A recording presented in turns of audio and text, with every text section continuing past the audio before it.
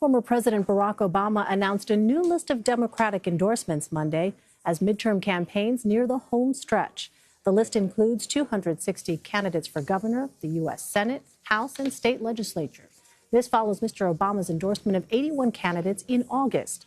Notably absent from either list are Texas Congressman Beto O'Rourke, who is facing a close race in his challenge to Senator Ted Cruz, and Minnesota Congressman Keith Ellison, who is running for the state's attorney general and has faced allegations of domestic abuse from a former girlfriend.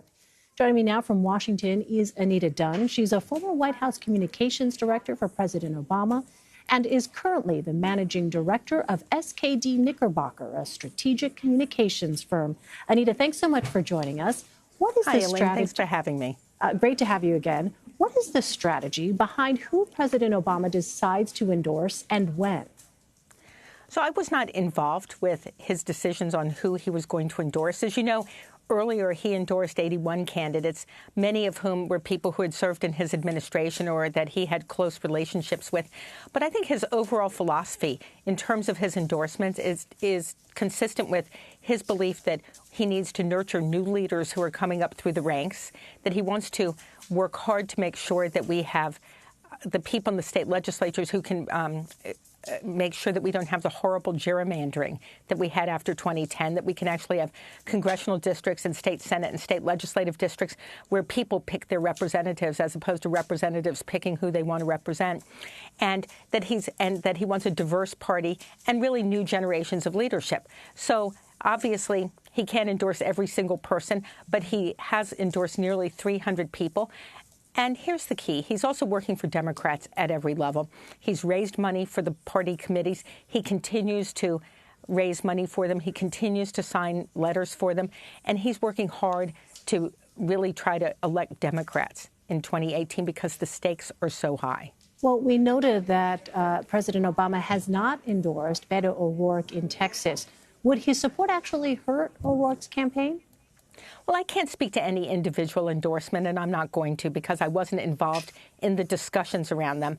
And I don't know whether or not it's an endorsement that Beto O'Rourke's campaign sought or not. Mm-hmm. What I can say is that the president is campaigning and endorsing people at every level in places where it's going to make a difference and in places where he believes the leaders are part of that new leadership for the Democratic Party in the future. On the flip side, Republicans say that President Obama's messaging is actually helping them rally their base. What's your response to that? Well, I don't think anybody can be more successful at rallying the opposite party's base than President Trump. As always, he is the greatest at doing it.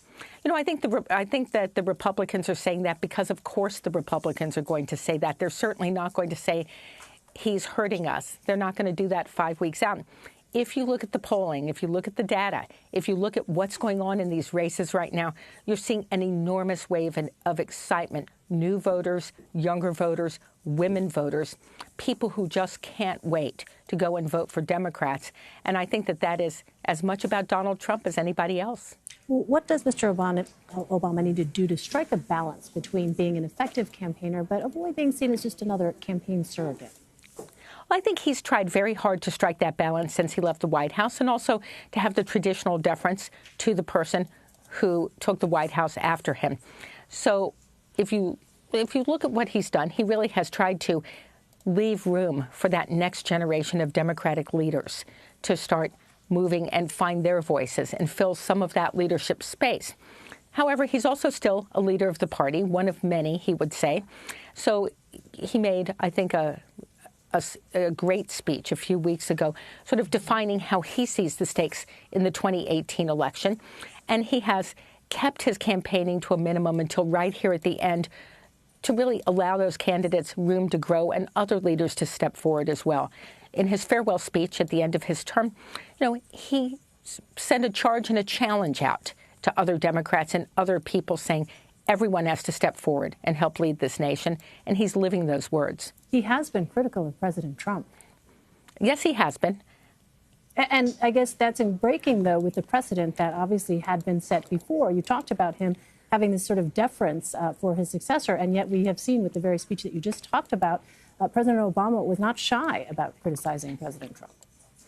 I think, when you read that speech, or if you listened to that speech, he defined this time as no uncommon time, as a time when the stakes are extraordinarily high, and a time when he sees the divisiveness in our country is one that requires him to step forward and requires him to really make some statements that are unprecedented in terms of former presidents, or at least in recent times.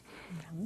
I would say that he thought about that very carefully, and those words are chosen very carefully that he used. Mm-hmm. But the stakes are very high, and he feels the stakes are very high. He says so in his speech. Right, because I bring that up because I know that President Obama has made it a point to talk about how much he appreciated President George W. Bush giving him essentially that same deference that you spoke of, Anita. And so that's why I raised that. One last question for you. President Obama was elected to office twice, but in the 2010 midterms, Democrats lost the House.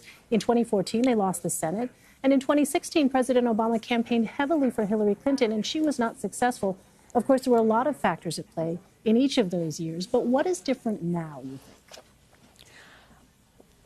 Well, I could say, Donald Trump. But what I would say is that it is, it's hard when you're in the White House not to lose seats in the midterm elections because the referendum is on you, but you're not on the ballot. I mean, President Obama was reelected in 2012, obviously after a bad midterm election in 2010, and had another bad midterm in 2014. It's hard to translate that support. What we're seeing right now in terms of the 2018 midterms is the same pattern playing out and perhaps exacerbated even with the gerrymandering, even with the bad Senate map for Democrats because of Donald Trump. This race is increasingly a referendum on Donald Trump. And let's not forget, he lost the popular vote by 3 million votes in 2016. And as we head into this midterm, I think you see a very energized, excited, Democratic base, independent voters as well, who are really looking forward to making their voices heard at the ballot box. All right, Anita Dunn. Anita, thanks very much for your time. Really appreciate it. Thanks, Elaine. Thanks for having me.